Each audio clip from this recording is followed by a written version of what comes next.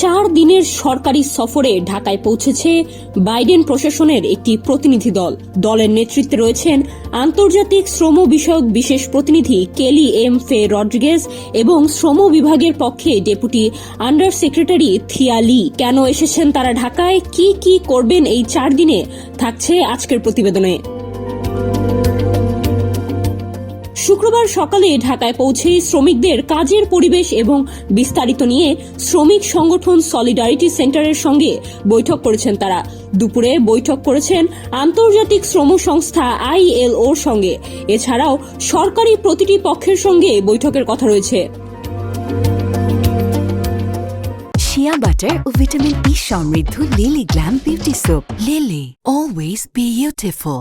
জানা গেছে, বাংলাদেশের টেকসই অর্থনীতি, স্থিতিশীলতা প্রবৃদ্ধির পাশাপাশি অর্থবহ ও মানসম্পন্ন চাকরির ক্ষেত্রে সহযোগিতার লক্ষ্যে 4 দিনের সরকারি সফরে এসেছেন তারা।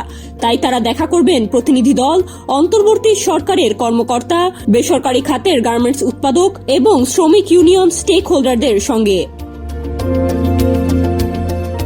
প্রতিনিধি দলটি তৈরি পোশাক খাতে বিনিয়োগ করা আমেরিকান কোম্পানির প্রতিনিধি এবং বৈশ্বিক শ্রম বিশেষজ্ঞদের সঙ্গে বাংলাদেশের অর্থনীতি, গণতন্ত্র এবং শ্রমিকদের সর্বোত্তমভাবে কিভাবে সহায়তা করা যায় সে বিষয়ে করবেন আলোচনা। এ সফরে জোর দেয়া হবে অর্থনৈতিক উন্নয়ন, আন্তর্জাতিকভাবে স্বীকৃত শ্রমের মান, সেই সঙ্গে টেকসই প্রবৃদ্ধি এবং ব্যাপকভাবে ভাগ করা সমৃদ্ধির উন্নতি ও অগ্রগতির জন্য মার্কিন যুক্তরাষ্ট্রের প্রতিশ্রুতির ওপর। বাংলাদেশের পররাষ্ট্র মন্ত্রণালয়ের কর্মকর্তারা বলছেন, বিদ্যমান বাস্তবতায় বাইডেন প্রশাসনের সময় যুক্তরাষ্ট্র বাংলাদেশের শ্রম বিষয়ে যে পরিমাণ সোচ্চার ছিল, ট্রাম্প সরকার গঠনের পর সে বিষয়ে অতটা নজর থাকবে না। তবে মার্কিন অর্থায়নে পরিচালিত শ্রমিক সংগঠনে তাদের সহযোগিতা অব্যাহত থাকবে। এতে ডেমোক্রেটরা ভবিষ্যতে দেখাতে পারবে সরকারের শেষ দিন পর্যন্ত দলটি শ্রমিকদের পক্ষে কাজ করে গেছে।